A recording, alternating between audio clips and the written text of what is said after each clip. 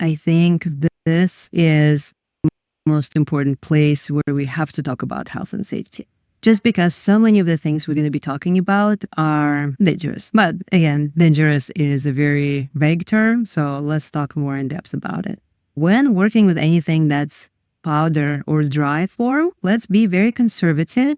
At least here in the US, everyone is very concerned about silicosis, and that's the disease that happens because the lungs cannot get rid of the silica that's in the air, small silica particles that get into the lungs and just settle there. So it sounds like not a very good disease to have.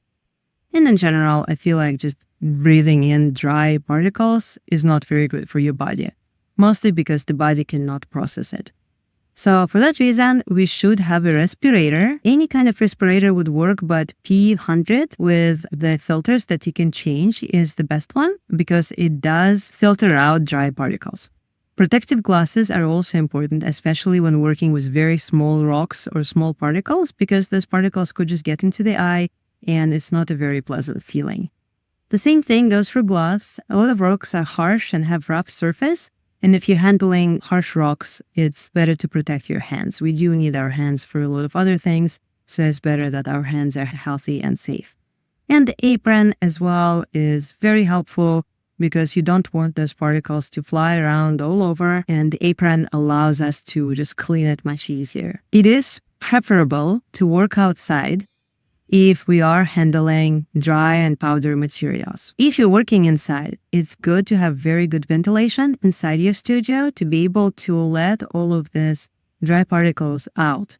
Of course, they shouldn't be in the air to begin with. Hopefully you wipe them before they occur in the air with wet sponges or wet fabric. If possible, when you're handling the materials, it's better to keep the materials wet. However, a lot of the things we're going to be talking about, it's better to keep them dry just for the aesthetics and to get the technique. But if you can add some water, that's always beneficial, again, to prevent those particles coming into the air and settling into unnecessary surfaces. I know it's hard to do, but cleaning up regularly is very important. Again, just not to spread those particles around the whole apartment or the whole studio or carry them with you somewhere else. Is just better for everyone, including you and everyone who works next to you. Another kind of important thing for health and safety is to label things. If you put a certain particle or a certain aggregate into a container, it's better to know what's in there before you begin working with it again. Our memory is very unreliable sometimes, so it's better to label it. So just put the tape on and just write it down, whatever that is. While firing some of the materials that I'm going to be discussing, it is important to take certain precautions. Whatever you're firing, it doesn't matter. It's always good to have very good ventilation for your kiln. Either good ventilation or if your kiln is outside, that's better. Especially it applies to combustible materials because when the materials that can be burned out burn, there is smoke. And you don't want smoke in the studio. So you want smoke either to be outside or to be ventilated to the outside. I'm going to be talking about some materials that it's better to avoid. Some of the materials that could damage the kiln elements are calcium carbide, salt, and soda. There's salt and soda firing, and if you saw kilns where salt and soda are fired, they look like something you don't want to happen to your electric kiln. It is important to protect the kiln from either running or exploding or anything else flying around the kiln. So it's a very good idea to use a cookie to place it underneath your test tiles or underneath your objects, especially when you're testing the material for the first time. A cookie, and then you could use sand instead of a cookie, but only a specific kind of sand.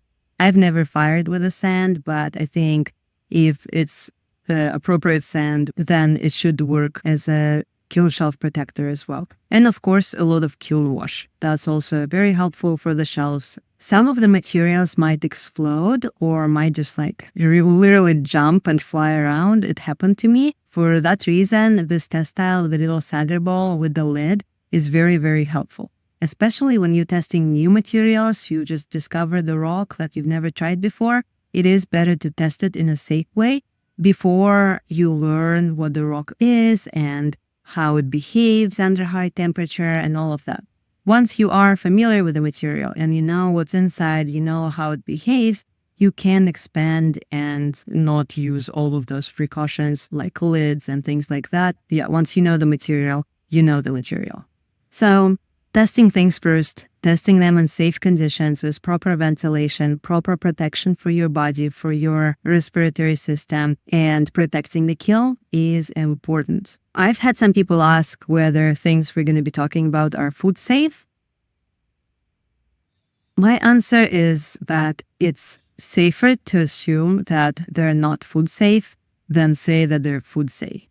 I wouldn't put many of the things I'm doing to the surface that's going to be used for food, that's going to be in contact with food. At the same time, food safety is kind of a relative term. Some people have higher standards for food safety than others. For example, if you ever saw a crackle glaze with like little cracks, a lot of the people assume it's not food safe because bacteria can grow in those cracks.